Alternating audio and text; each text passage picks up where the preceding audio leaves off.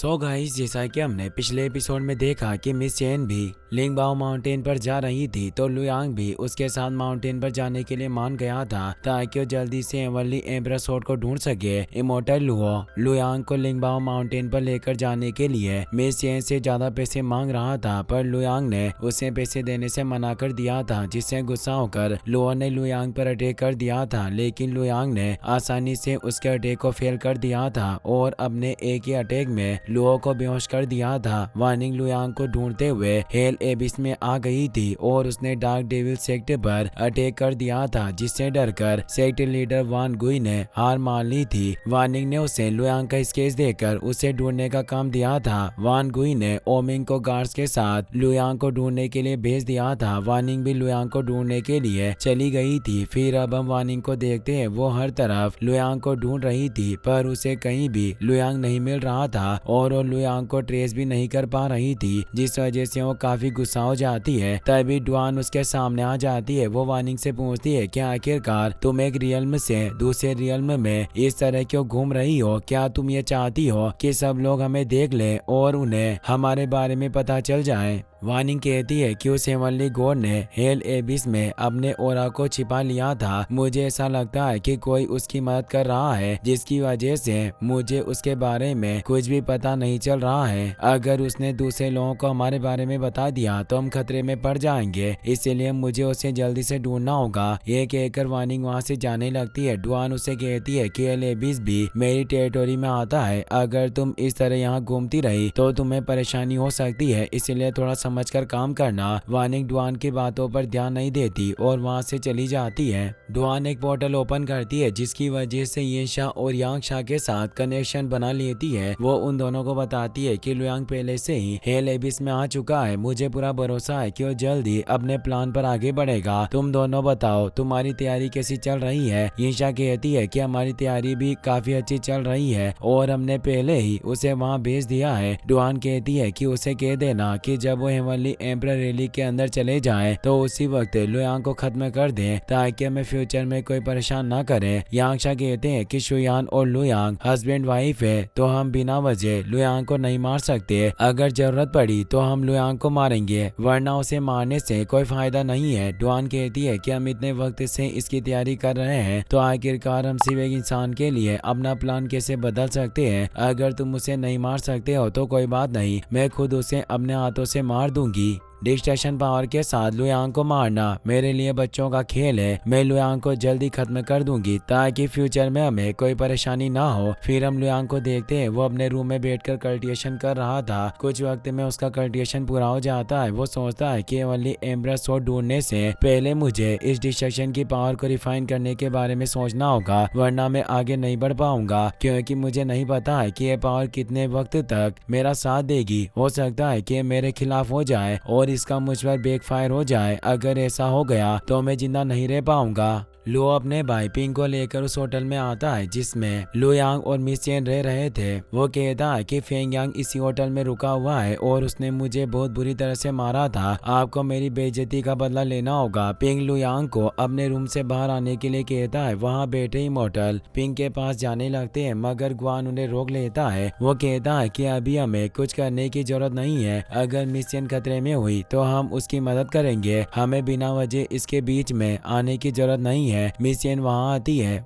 वो लिंग को शांत करने की कोशिश करती है, पर पिंग उसकी बात नहीं सुनता। वो कहता है कि मैं अपने भाई की बेइज्जती का बदला लेने के लिए यहाँ आया हूँ। मुझे तुम्हारी कोई भी बात नहीं सुननी है, तुम बस फेंग यांग को बाहर बुलाओ। मिस चेन कहती है कि फेंग यांग मेरा दोस्त है और मैं उसके साथ कुछ गलत नहीं होने दूंगी। इससे पिंग को काफी गुस्सा आता है। वो कहता है कि मुझे ऐसा लग रहा है कि तुम फेंग यांग को बचाने की कोशिश कर रही हो, पर मेरी सलाह है कि तुम इस मैटर के बीच में मत आओ, वरना बेवजह मारी जाओगी। यह कहकर वो अपनी बॉडी से एनर्जी रिलीज करता है, जिसकी वजह से मिस चेन दूर हो जाती है। इससे गुआन को काफी गुस्सा आता है। वो अपने इमोर्टल साथियों से कहता है कि पिंग ने मिस चेन पर अटैक कर दिया है, तो अब हमें उसे सबक सिखाना होगा। लेकिन तभी लुयांग वहाँ जाता है। वो पिंग से कहता है कि लड़कियों को मारने से तुम्हें क्या मिल जाएगा? कहीं तुम ये तो नहीं सोच रहे हो कि एक लड़की को मारने से तुम ब्रेव बन जाओगे? अगर तुम ऐसा सोच रहे हो तो तुम गलत हो। लुओ पिंग से कहता है कि यही फेंग यांग है जिसने मेरी बेइज्जती की थी और मुझे मारा था।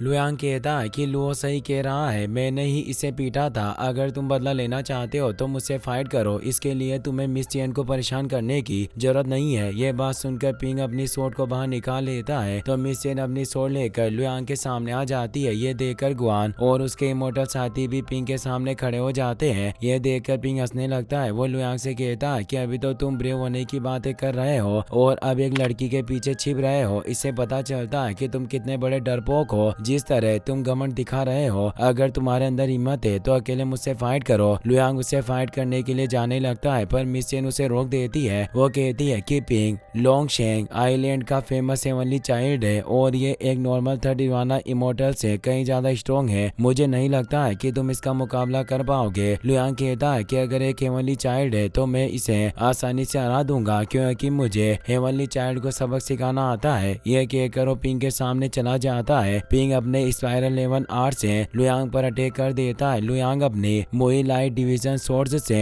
उस पर अटैक करता है। लुयांग का अटैक पावरफुल था, जिस वजह से पिंग का अटैक फेल हो जाता है। लुयांग की स्वॉर्ड पिंग पर अटैक कर देती है, जिसकी वजह से वो रूम से बाहर जाकर गिरता है। ये देखकर लो डर जाता है और वहाँ से भाग जाता है। लुयांग मिस चेन से पूछता है कि अब यहाँ से आगे कब बढ़ेंगे। मिस चेन कहती है कि हमें कुछ सामान की जरूरत थी, इसीलिए गोंग वो सामान लेने के लिए गया है। उसके आने के बाद हम 2 दिनों में आगे बढ़ जाएंगे। ये बात सुनकर लुयांग वहाँ से चला जाता है। फिर हम ओमिंग को देखते हैं। वो गार्ड के साथ सिटी में आ गया था और सब लोगों को लुयांग का स्केच दिखाकर उसके बारे में पूछ रहा था, पर किसी को भी लुयांग के बारे में पता नहीं था, जिससे ओमिंग काफी गुस्सा हो गया था। वो एक आदमी को लुयांग का स्केच दिखाता है पर उसे भी कुछ नहीं पता था, जिससे गुस्सा होकर ओमिंग उस आदमी को दूर फेंक देता है। गार्ड ओमिंग से कहता है कि हम इतने दिनों से इसे ढूंढ रहे हैं पर किसी को भी इसके बारे में पता नहीं। मुझे नहीं लगता है कि हमें इसके बारे में कुछ पता चलेगा। ओमिंग कहता है कि अगर तुम जिंदा रहना चाहते हो तो इसे ढूंढते रहो, वरना सेक्ट लीडर हमें जिंदा नहीं छोड़ेंगे। तभी ओमिंग की नजर गैंग पर पड़ती है। वो तेजी से उसके सामने चला जाता है और उसे पूछता है कि तुम इस सिटी में हो, इसका मतलब वो लड़की भी तुम्हारे साथ होगी। मुझे बताओ कि वो किस जगह पर है। गैंग कहता है कि आज भले ही तुम मुझे मार दो पर मैं तुम्हें कुछ भी नहीं बताऊंगा। ओमिंग कहता है कि तुम्हें अभी से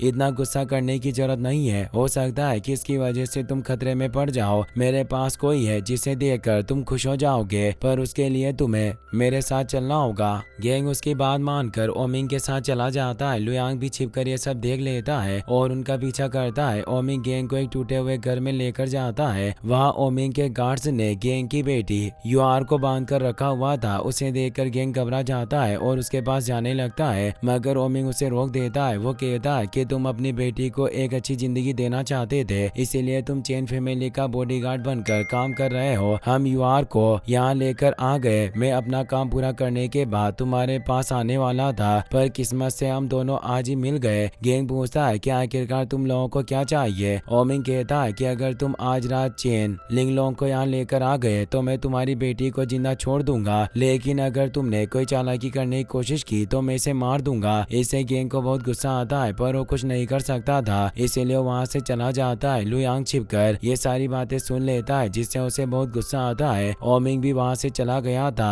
तो चेन गार्ड्स को मारकर यूआर को बचा लेता है। कुछ वक्त बाद गैंग मिस चेन को उस जगह पर लेकर आ जाता है। ओमिंग अपने गार्ड्स के साथ वहाँ आ जाता है। उन्हें देखकर मिस चेन चौंक जाती है। वो गैंग से पूछती है कि आखिरकार ये सब क्या हो रहा है, तुम मुझे यहाँ क्यों लेकर आए। गैंग को अपनी गलती का एहसास हो जाता है। वो अपनी स्वॉर्ड निकाल लेता है और मिस चेन को वहाँ से भागने के लिए कहता है। ओमिंग उसे कहता है कि क्या तुम अपनी बेटी को जिंदा नहीं देखना चाहते हो जो चेन लिंगलोंग को यहाँ से भेज रहे हो। अगर ऐसी बात है तो मैं तुम्हारे सामने तुम्हारी बेटी को मारूंगा। वो गार्ड्स को यूआर को लेकर आने के लिए कहता है, लेकिन तभी लुयांग अपने एक ही अटैक में उन गार्ड्स को मार देता है और यूआर को लेकर वहाँ आ जाता है। यूआर रोते हुए गैंग के पास जाती है और उसे हक करती है, जिससे वो दोनों खुश हो जाते हैं। लुयांग को देखकर ओमिंग वार्निंग का दिया हुआ स्केच देखता है। उसे देखकर वो हैरान हो जाता है। वो बहुत ही ज्यादा डर जाता है और अपनी जान बचाने के लिए वहाँ से भागने लगता है, लेकिन लुयांग अपने स्वॉर्ड स्लेश से उसे दूर गिरा देता है। लुयांग अपनी स्वॉर्ड ओमिंग के गले पर रख देता है और उसे पूछता है कि आखिरकार तुम कौन हो जो मुझे ढूंढ रहे हो। इसी के साथ ये एपिसोड यहीं पर खत्म हो जाता है।